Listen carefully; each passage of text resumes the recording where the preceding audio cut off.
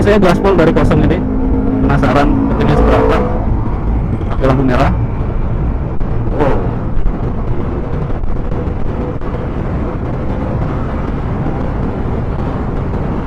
Stigma 110. Ini luar biasa emang akselerasinya. Mungkin kalau kita modif kirian nih, kalau misalnya aftermarketnya mungkin lebih kenceng lagi.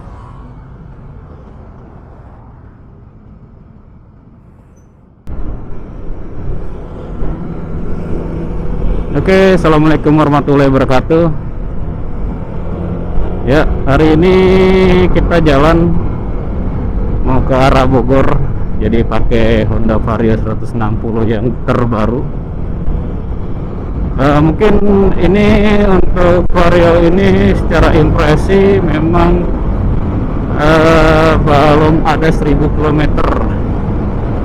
Justru kita ini mau ke Bogor, ini mau lakuin servis berkala ya, sekitar servis di 1000 km. Jadi penggantian oli sama servis ringan aja sih, terinfo.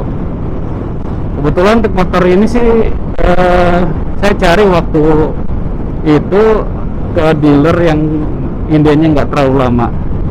Nah mungkin teman bisa lihat sih, ini adalah Vario 160 yang versi ABS warna putih dok. Kalau kemarin saya beli cashnya sekitar plus BBN ya, hampir 29.200.000 kalau nggak salah. Terus karena STNK saya progresif juga, pas ngambil STNK sama plat nomor juga ada tambahan 218.000. Nah tinggal dihitung sendiri sih. Tapi kalau secara OTR motor ini 29.200.000 ya. Karena kemarin saya beli harusnya di bulan Maret, tapi unitnya pas di April dateng, jadi kena harga OTR pas di bulan April. Kalau nggak salah naiknya 200.000-an deh. Nah ini menurut saya impresi yang pertama untuk saya naikin Vario, menurut saya sama aja kayaknya sama Vario yang sebelumnya ya. Saya kan punya Vario 125cc. Bedanya cuma agak panjang sama agak lebih tinggi aja, dan di secara sisi penampilan juga lebih gagah karena memang ukuran pelek sama ban itu naik. Seperti profil ban di ban depan ini 100, kemudian ban belakang itu 120. Lebih anteng aja kalau di jalan.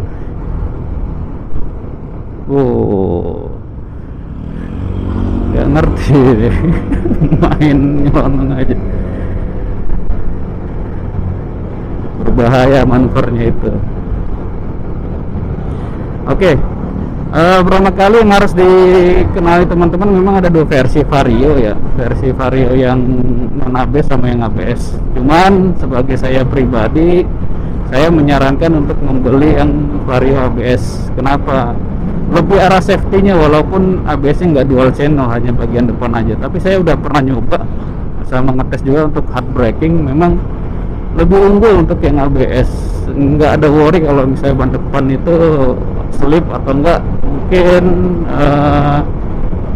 ya tergelincir tiba-tiba kayak tadi ada motor yang main ngelonok gitu.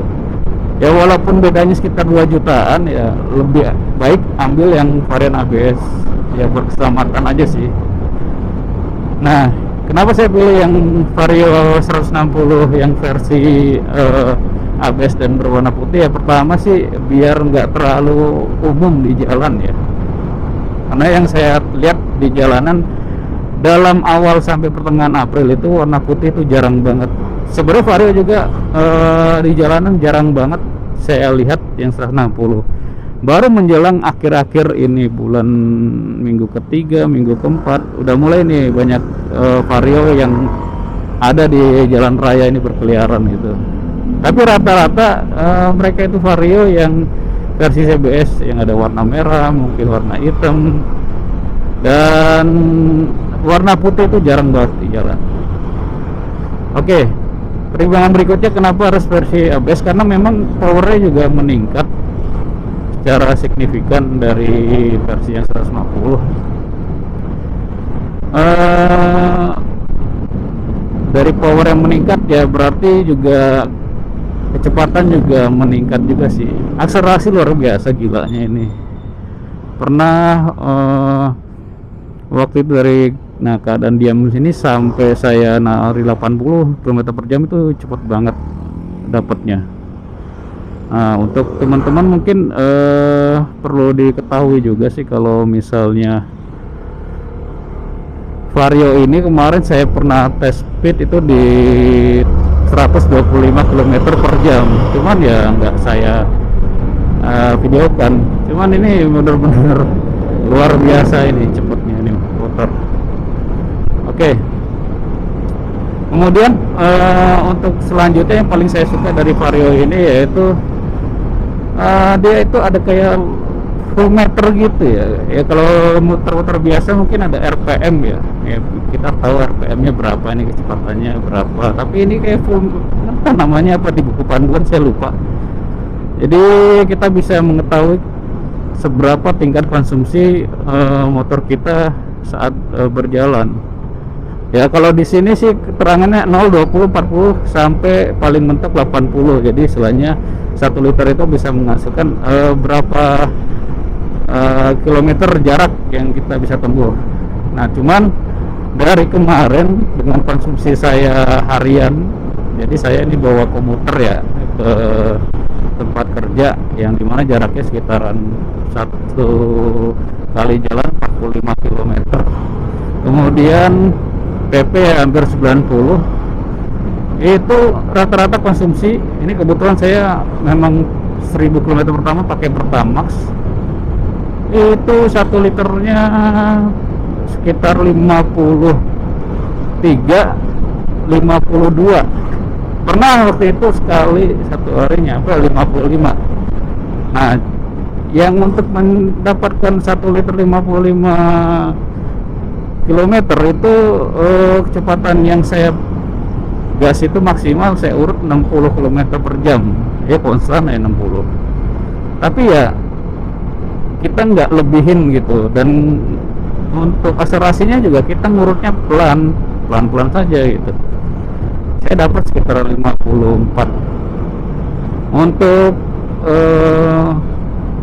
kecepatan yang rata-rata saya dapat saat ini ya, saya selalu geber motor ini di 70 80. Tapi saya nggak pernah namanya ngurut gas dari kecepatan 0 sampai dia berlari itu langsung tiba-tiba. Jadi kalau rata-rata yang sering saya dapat sih di angka 52an. Ya saya genapin ke bawah 52 km per liter. Nah, memang sih suatu gebrakan yang bagus untuk Vario ini ya. Pertama dari sisi bodi memang kelihatannya agak lebar.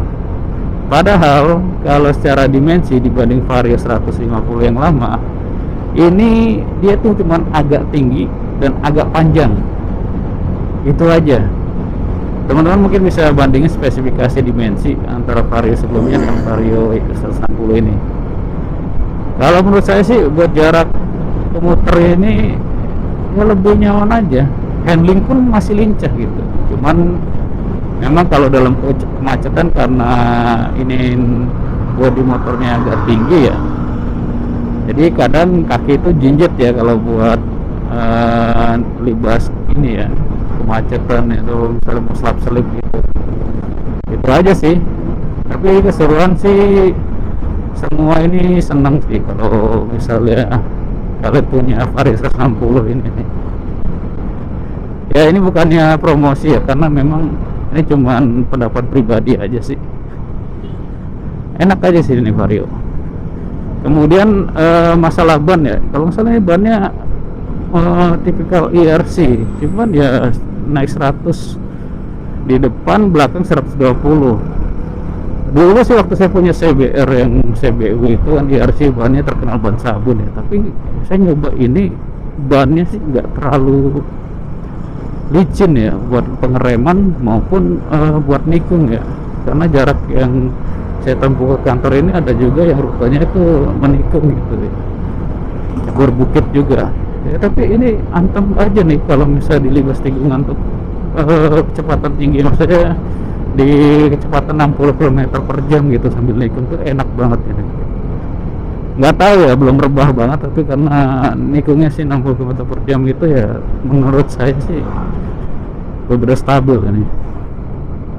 Oke, kelebihan apa lagi yang saya suka dari ini, Vario spion ya, lebar aja sih, enak.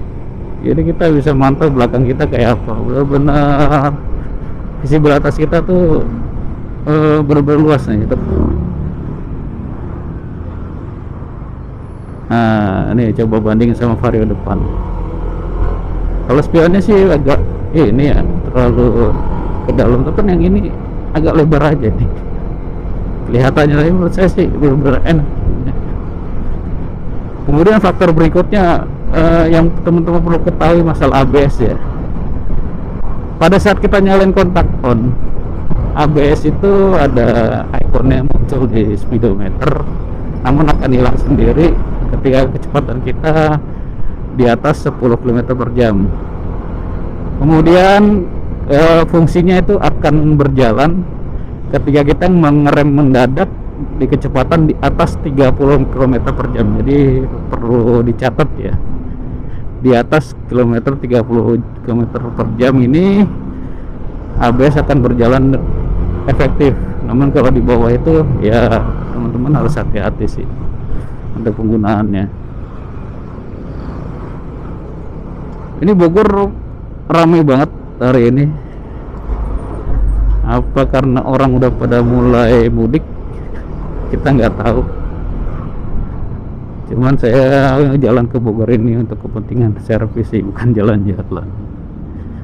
Ya kenapa sih harus ke Bogor padahal ada servis di bengkel Ahas tempat lain? Sebenarnya pada saat saya nanya, untuk servis pertama kali disarankan di bengkel awal kita membeli. Kemarin saya dibilang gitu. Namun kalau misalnya dari info yang saya dapat bahwa bisa di bengkel mana saja sih. Dan uniknya lagi memang untuk servis sekarang ini kita bisa menggunakan aplikasi daya motor. Jadi kita bisa booking 2 minggu kalau nggak salah sebelum hari servis. Dan kita bisa memilih bengkel mana aja yang bakal kita datangi. Pokoknya semua bengkel yang tercatat di aplikasi tersebut. Baru tahu saya untuk penggunaan aplikasi itu. So far sih lebih enak kalau kita pengen tahu tempat bengkel-bengkelnya. Tapi yang berikutnya, saya ini belum tahu masalah harganya apakah berbeda setiap bengkel apa enggak gitu.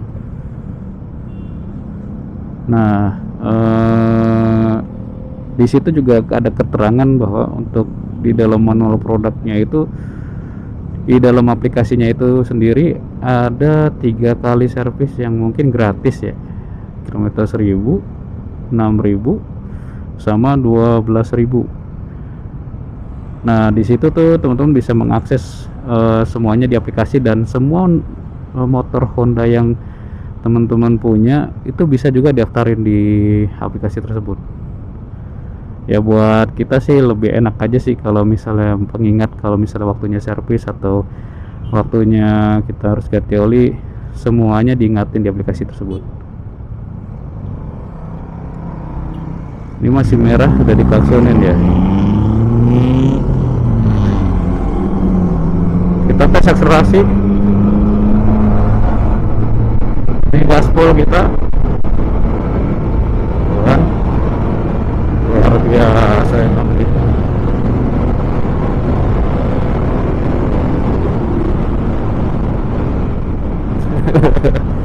Luar biasa ya. Sebenarnya saya kurang suka sih tipikal akselerasi kayak gitu, cuman motor ini dirancang untuk seperti itu. Wow, saya bilang wow.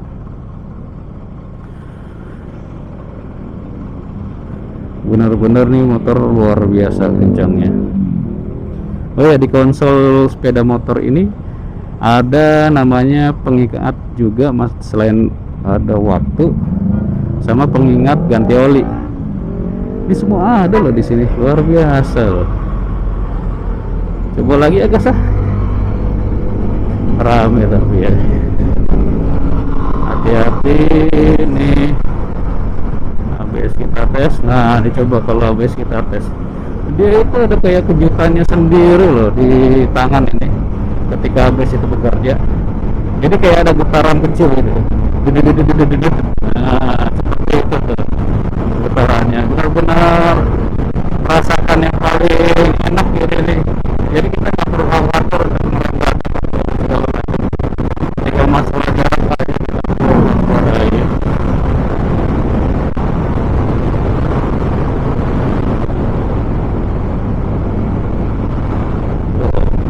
Angkat main kanan aja ya. ABS bunyi itu tadi jalan.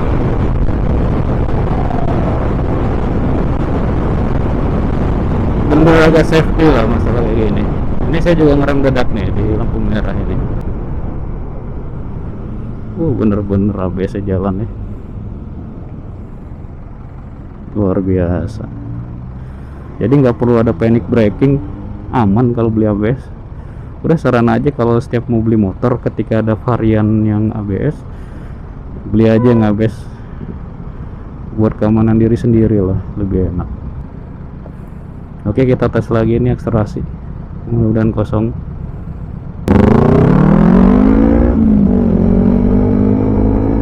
Ini saya gaspol dari kosong ini.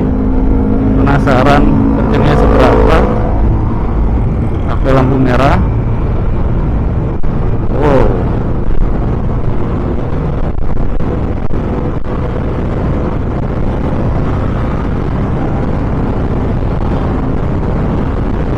Terima.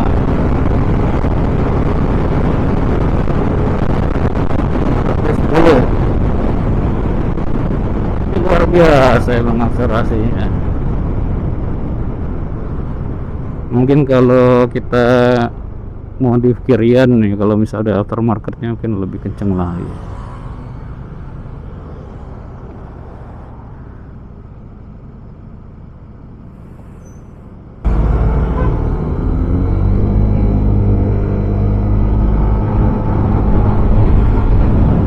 Di belakang itu ada ADF yang mau ngejar juga, cuman ya nggak bisa ngejar. Luar biasa emang akselerasinya.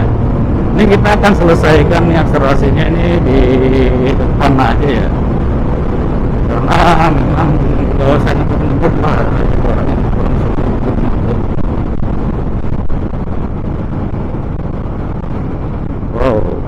Udah, kita sudah saja akselerasinya. Kalau dilihat sih konsumsinya jadi 41,5 km per liter kalau kita bejek seperti itu nih. Tuh. Kan 41,9 tipikal kayak tadi. Tapi kalau nggak kayak gitu, pelan saja, memang benar-benar ini sih dia. Balik ke teman-teman aja sih, lebih suka tipe yang begitu, stop and go nya terus akselnya juga kenceng, atau yang ya ngurutnya pelan yang penting sampai. Kalau saya sih tipikal yang penting ngurutnya pelan terus sampai sih.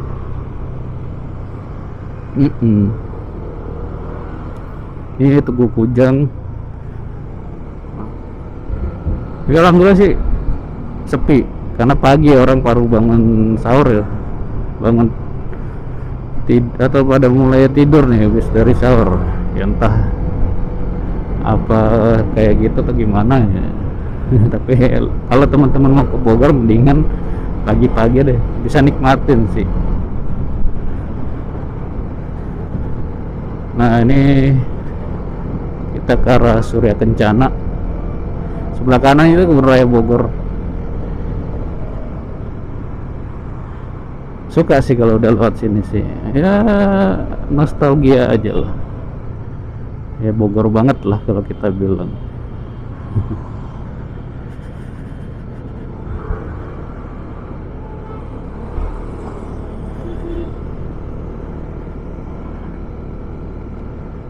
Oh ya, oke, satu lagi nih, sambil ngomongin tadi udah kelebihannya segala macam.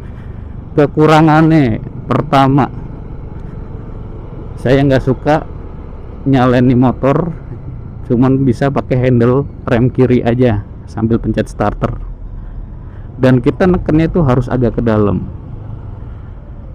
Takutnya kalau ada trouble di jalan, misalnya sebelah kiri nggak bisa kita gunain, gimana ini nyalain di motor. Kedua,